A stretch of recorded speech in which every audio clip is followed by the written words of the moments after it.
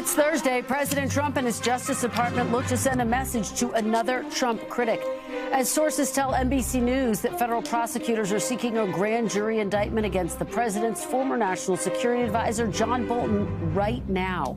Plus, President Trump says he and Russian President Vladimir Putin have agreed to meet face-to-face to discuss ending the war in Ukraine, as he warns Hamas that the U.S. will, quote, go in and kill them if Hamas violates the ceasefire agreement. And the shutdown-showdown barrels towards a fourth week with no end in sight as a judge blocks the Trump administration from laying off thousands of federal workers.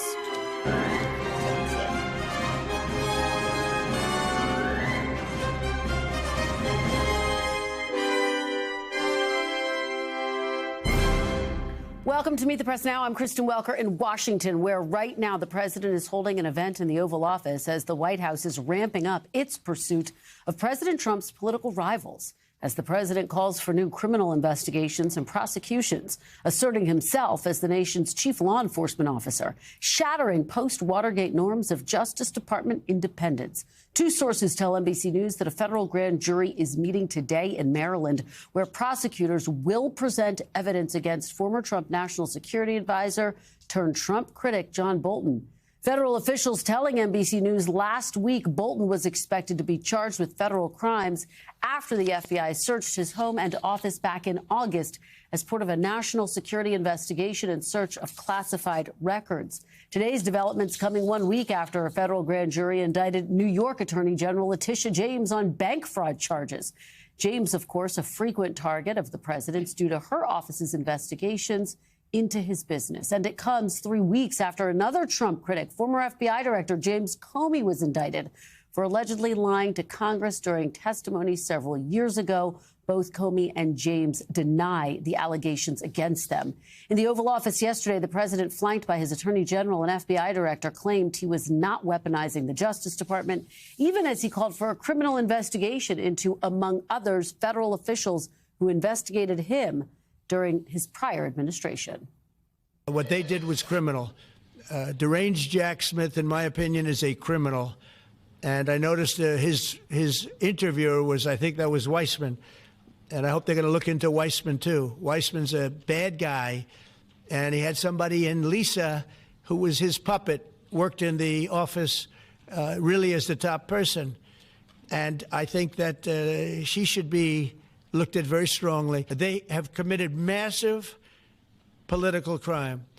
I hope they're looking at Shifty Schiff. I hope they're looking at all these people. And I'm allowed to find out. I'm allowed to, I'm, in theory, the chief law enforcement officer. The Wall Street Journal, meanwhile, is now reporting that the Trump administration plans to overhaul the IRS to enable the agency to pursue criminal inquiries into left-leaning groups. According to the Journal, a senior IRS official has already drawn up a list of potential targets, which include major Democratic donors. NBC News senior White House correspondent Gabe Gutierrez joins me now, along with NBC News senior Justice reporter Ryan Riley and former U.S. Attorney Carol Lam. Thanks to all of you for starting us off. Gabe, let me start with you. President Trump expanding his list of enemies there in the Oval Office. What do you know, what are you hearing about whether the Justice Department is actively engaging with the president on those demands? Well, Kristen, look, it is quite unprecedented. The president has been not just naming names of some of the more high-profile enemies he has on that list, but you just heard him in the soundbite you just played. He talks about Lisa Monaco, not just talking about potentially going after her criminally, potentially, but also just getting involved in her personal life, in her career. She's now works for Microsoft. The president urging that private company to go ahead and terminate her. So this is something really unprecedented, Kristen. However, the White House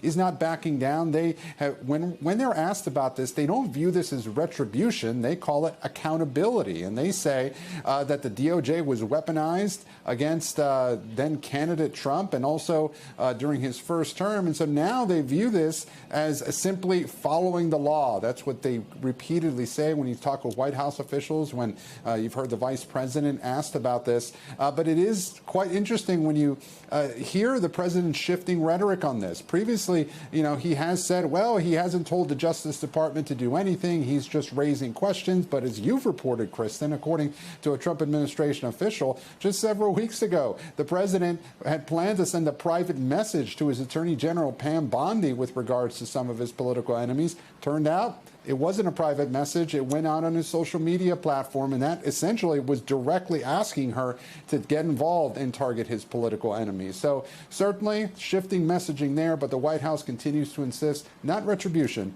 it is accountability in their view.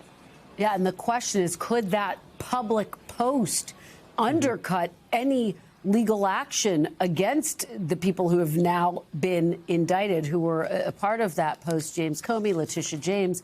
So there's been a lot of reaction to President Trump's comments in the Oval Office on Wednesday. The fact, Gabe, that he was flanked by his attorney general, by the FBI director, the optics of it, really extraordinary. And the question, does it look like a direct demand to his top law enforcement officials? What type of reaction are you hearing from both sides of the aisle, Gabe? Look, at this point, Democrats predictably are outraged about this. They view this as, just an inappropriate, to say the least, use of presidential power to get involved in directly targeting his political adversaries. Republicans, for the most part, privately, they might, shake their heads at it, but publicly, they are not in any position, and they really have not pushed back against the president here. They are trying to keep on with the messaging that this is, the president using his power and to go after people that broke the law, and not wanting to continue this idea that it is weaponization, but rather this idea of accountability. So there are many Republicans that I've spoken with have basically shrugged this off and have not gotten in the way of what the president is doing at all, Kristen. All right. Gabe Gutierrez continuing to track all of the developments out of the White House. Gabe, thank you so much. Ryan Riley, let me turn to you. Of course, we're all watching and waiting to see if the former national security advisor during the first Trump administration, John Bolton, someone who also served in the Bush administration, will be indicted. What are you hearing? What is the latest there? Yeah, we could hear news of that any moment, because our understanding from our producer on the ground there is that in Greenbelt, Maryland, is that the grand jury has wrapped up, and most of the grand jurors have left from the day. How this typically works is the foreman of the grand jury would be in court for a return of that indictment. Sometimes you'll only have the initials read aloud in court, although when Trump was indicted, they didn't even do initials on that, although everyone knew what case they, of course, were referring to when that happened in D.C. But what we're looking for is essentially if the grand jury found probable cause, which is, of course, a lower standard. Of the cases that have sort of gone against one of the people targeted by Donald Trump, this one, I think, experts would say has the least obvious signs of just outward political cases being brought forward, because this has some elements of it that were developed previously, whereas the James Comey and Letitia James cases seemed more about finding crimes to bring about those individuals. It was more targeting of those individuals rather than looking at underlying facts. There are some underlying facts that were spelled out in that in that search warrant affidavit that are being explored about the use of improper use of classified information. And this is a case that has precedent, obviously, both with the Trump case and with how the government has seriously considered the handling of classified documents, whereas the Letitia James case, is about a more James Comey case don't have those same bones to them and don't have the tradition of being brought forward on a regular basis by the Justice Department. So I think this one sort of stands out from those other two when you sort of talk about all of the cases that we've seen against sort of Trump's political enemies, Kristen. And of course, John Bolton himself denying any wrongdoing. What have we actually heard from his attorney, Ryan? Yeah, he denies wrongdoing in this case, and they do say that this is about politics, right? So I think that is because John Bolton was a really strong critic of Donald Trump, that he thinks that that's why he is being targeted here. This case, from the reporting that we know sort of did have some initial start during the Biden administration, or at least the underlying facts happened during the Biden administration, but it was not something pushed forward. So this wasn't a case that started basically when after Donald Trump took office or was directed by someone he personally appointed. But it's easy to get confused in these moments because we've seen those breakdown in barriers between the White House and the Justice Department, and obviously that highly unusual press conference that we saw at the White House yesterday, and directing, as we saw at the top of the hour, those comments directly about the people that he wants to target. So it just becomes a much trickier thing to sort of sort out. And this, will ultimately have to, if the grand jury does return a true bill, will ultimately be decided by another jury whether that they were able to prove beyond a reasonable doubt, which is a much higher standard than the grand jury faces, that John Bolton did anything wrong, Kristen. So, and Ryan, you take me to my next question, because as you have pointed out, as Gabe has pointed out as well, of course, two of President Trump's political enemies have already been indicted. What are you hearing about any potential future indictments? Yeah, so I mean, the big one that he mentioned there was Adam Schiff, Senator Adam Schiff, who I think is obviously a big target for Donald Trump because he's been an albatross for Trump for a long time, starting with the first impeachment that we saw. So that is someone he obviously wants targeted. The reporting on that has been that is a much trickier case. Even when you're talking about these really lower level cases that seemed aimed at a political target, even based on the facts that we know them about Adam Schiff's mortgages, because he has the two properties both at home in California and closer to D.C. That is going to be a trickier case just based on the public facts to bring forward. So we don't know if that one is just going to stall out. But, I think even people who were making sort of the worst predictions about the Justice Department before Donald Trump came back in office, I think are still sort of shocked by how quickly a lot of these lines and traditions have fallen to the wayside, and how he has been able to turn the Justice Department against his political enemies in this fashion that we've never really seen before in American history, Kristen. All right, Ryan Riley, thank you so much. You set us up very nicely for Carol Lamb. Carol, thanks so much for joining us. So let's start with the broad question that Ryan has really mapped out well, which is that we have seen these public demands against his political enemies. And the question is, legally speaking, what, if any, implications could they have? Could they actually undercut the trials against a James Comey or a Letitia James? They certainly could, Kristen. And because we've never seen this kind of vehement statement from the president that these people are guilty and should be prosecuted, it's going to be very difficult to see how judges are going to handle this, because in the first instance, they should issue a gag order, and the judges should say no more discussion from the president or anybody else on either side of the aisle. Either the prosecution or the defense should be talking about this case, and that's very common. But when you have the president of the United States not only calling for retribution but also calling for prosecutions in this manner, I think it is now it's going to become more normal for these vindictive prosecution motions to be made by the defense attorneys, because it's just so clear. I mean, it's never been put out there before in quite as clear a fashion, but it's both clear and unusual. And so it's the first time we're really going to see this kind of fact situation up in front of the criminal courts. And Carol, obviously there are some key differences between what may become a case against John Bolton and the accusations against James Comey and Letitia James. What are you going to be watching for if, in fact, Ambassador Bolton is indicted? The first thing we should watch for is what happens with the vindictive prosecution motions, selective prosecution motions that are brought by Jim Comey and Letitia James, and we expect both of them to raise these motions. And because they were indicted earlier and because they're in the so-called rocket docket of a court that moves very quickly, which is the Eastern District of Virginia, I think we will probably get a ruling on their motions before we get a ruling from the judge if John Bolton is indicted.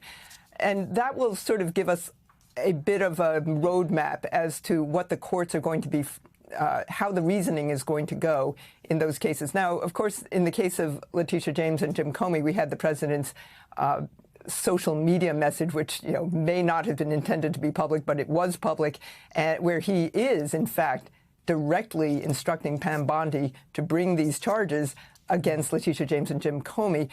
So when he gets up and he says, I could tell them to do this, but I'm not telling them to do this, I'm just hoping they will, that's belied by the fact that he actually has instructed her to bring these prosecutions. So that's what we should be looking for, is sort of how the courts, how comfortable the courts feel in saying that the President of the United States has so prejudiced these investigations, and it's so clear that they are vindictive in nature.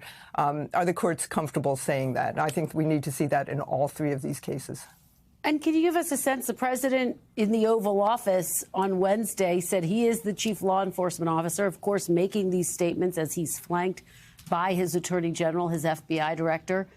What do you make of him declaring himself the chief law enforcement officer? Yeah, it is so weird, Kristen. I'm sure every former prosecutor or current prosecutor who is watching this is just holding their heads and cringing because the norm is for the president to say, I am not communicating at all with the Justice Department about any particular prosecution that's off limits. I don't do it. And when you really think about it, that is absolutely necessary in a civil society, in one in which we use the criminal laws only to prosecute people who, based on the evidence, in the view of very experienced prosecutors and officials at the Department of Justice, are being prosecuted. And that has been the norm for so many decades. And to the extent that that appears to have been breached, it has been shut down quickly and effectively. But now all those barriers are gone. And it is so weird. There's no other term I can even conjure up to describe this. It is so weird to those of us who have spent decades prosecuting criminal offenses that, I mean, it's not just unprecedented, it's just wrong. It is. It's just wrong. And it appears that what today is the president saying he hopes there will be a prosecution, very clearly that's going to give way to his saying that there must be a prosecution brought, in this case, against a Democrat. It's just wrong. Right. Carol Lim, thank you so much for your perspective, for your insights. We really appreciate it. All right, well, we want to shift gears now. President Trump also has his eyes on conflicts overseas, announcing in a social media post today that he will meet with Russian President Vladimir Putin in Budapest, Hungary, where the two leaders will hold a second round of in-person talks to end the war in Ukraine. The post comes after a phone call between the presidents, President Trump and Putin, which the White House says lasted more than 2 hours. Ukrainian President Volodymyr Zelenskyy is set to visit the White House tomorrow for another high-stakes meeting as President Trump weighs whether to approve Tomahawk missiles for Ukraine. Meanwhile, in the Middle East, President Trump's fragile ceasefire deal appears to still be holding. But in a post on Truth Social, the president ramped up pressure on Hamas to uphold its end of the deal, writing, quote, if Hamas continues to kill people in Gaza, which was not the deal, we will have no choice but to go in and kill them. The president did not, however, offer any details on who would go into Gaza to go after Hamas. Joining me now is Chief Foreign Correspondent Richard Engel in Jerusalem. Richard, thank you so much for joining us. I do want to start with President Trump's phone call with Russian President Vladimir Putin today. What are Russian officials saying about this call? We got the U.S. readout, but how are they characterizing it? So they are describing it as having gone quite well, that this call was initiated by the Russian side. 1 second, an ambulance is going by. In case you couldn't hear me for a second. So to repeat, yes, the Russians say that they initiated this call, that it was productive, and they specifically brought up the Tomahawk missiles. They said that if the United States were to supply the Tomahawks to Ukraine, that it would be harmful to the peace process and harmful for U.S.-Russia relations. Now, the Tomahawk cruise missile is very different than the weapons that the United States has been supplying to the Ukraine thus far.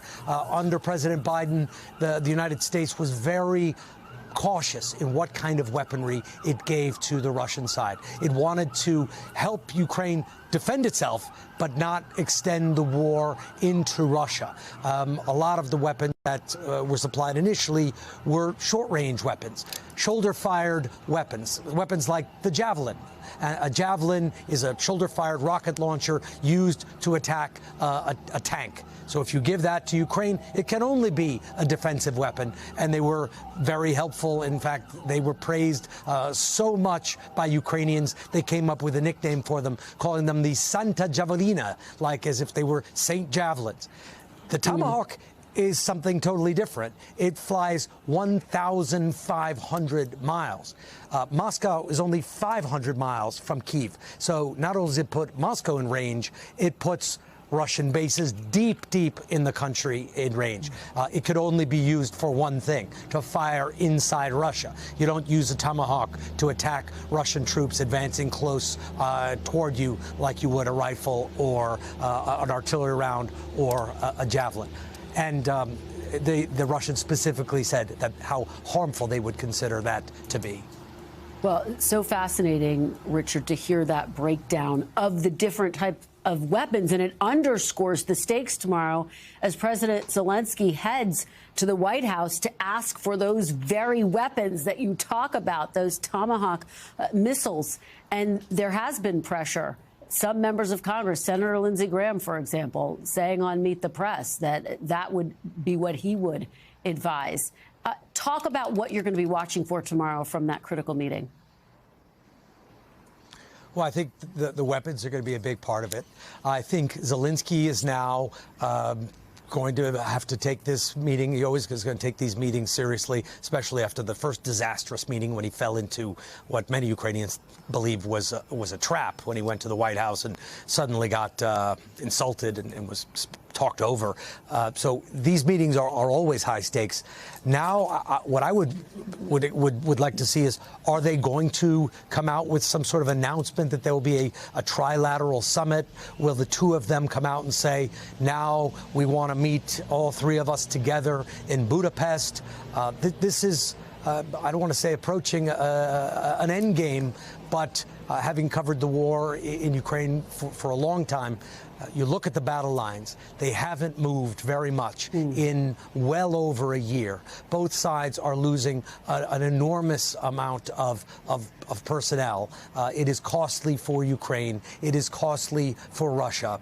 And neither side is advancing. And now with this issue of the Tomahawk on the table, I think I would look to see if there's some sort of discussion of a breakthrough, particularly if there's a discussion of a trilateral summit. We thank you for watching, and remember, stay updated on breaking news and top stories on the NBC News app or watch live on our YouTube channel.